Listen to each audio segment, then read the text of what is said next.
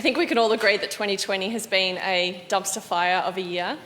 We started the year wearing masks to stop ourselves from choking on bushfire smoke from the worst fires that Australia has ever seen. And now we approach the end of the year also wearing masks to protect against a deadly coronavirus pandemic. But unfortunately, even after this, 2020 didn't let up there. A chunk of ice bigger than the island of Manhattan has just broken off the Arctic's largest remaining ice shelf.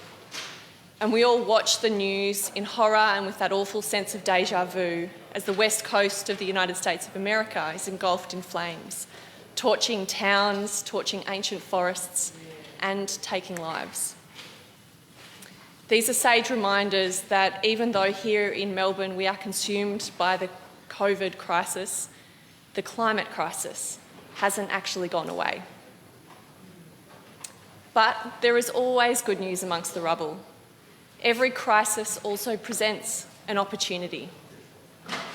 And if governments are bold, if governments rise to this challenge, we can recover from COVID-19, but also deal with climate change at the same time.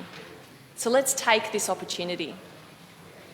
We need not build back the same society that we had before, a society that prioritised the profits of big corporations at the expense of the public and our health and well-being.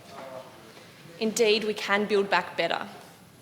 We can invest in what we call a Green New Deal. So what is this idea of a Green New Deal? Well, we know that when COVID restrictions are lifted, we will need jobs, and governments will borrow and they will spend to create these jobs. But governments choose where to spend this money, and they choose which types of projects to fund, and they choose which types of jobs to create. So why not choose to build large-scale, publicly owned renewable energy, backed up by the level of storage and batteries that we need, so that we can finally shut down our ageing coal-fired power plants that are making communities sick with air pollution? And why not choose to invest in good jobs for these communities and for their future generations? We have the capacity, we have the technology now. All we need is the government will to actually use it. When COVID restrictions end, we will need jobs. So why not build them in retrofitting our houses with energy efficiency? Goodness knows we've all spent a very long winter cooped up in our houses that are freezing in winter, that are expensive to heat. And we know that we could make them comfier, we could make them more efficient, we could actually save people on their energy bills and save emissions at the same time. We will need jobs, so why not make Victoria a manufacturing powerhouse again, but this time do it with clean energy? We know that we can actually keep aluminium smelting here. We can retrofit the plants so they're powered with renewable energy, so they're retrofitted so they're like big reverse batteries, and keep jobs in Victoria's regions. We will need jobs.